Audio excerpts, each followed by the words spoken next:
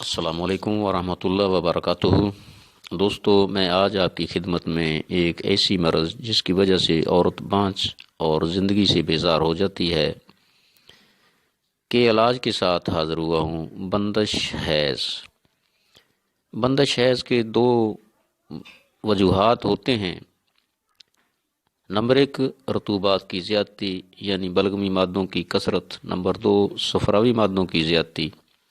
میں انشاءاللہ بلغمی رطوبات کی زیادتی کی وجہ سے بندش حیض کی علامات اور اس کا شرطی علاج بتانے جا رہا ہوں۔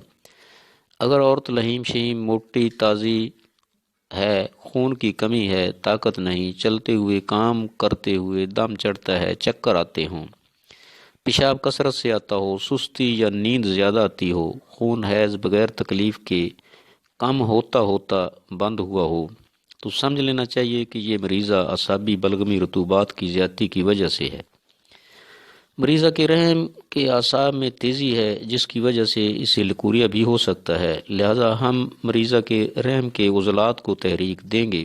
اس مقصد کے لیے ہم خشک سرد سے خشک گرم تک ادویہ استعمال کر سکتے ہیں۔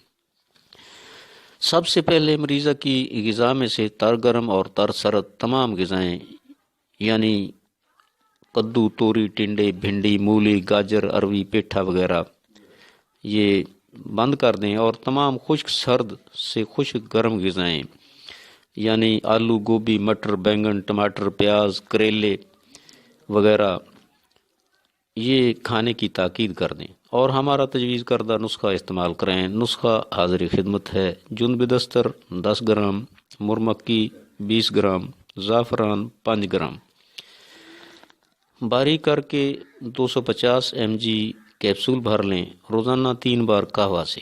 اگر حیض رطوبات کی کثرت، لکوریا وغیرہ کی زیادتی سے بند ہوا ہوگا تو انشاءاللہ بہت جلد جاری ہو جائے گا۔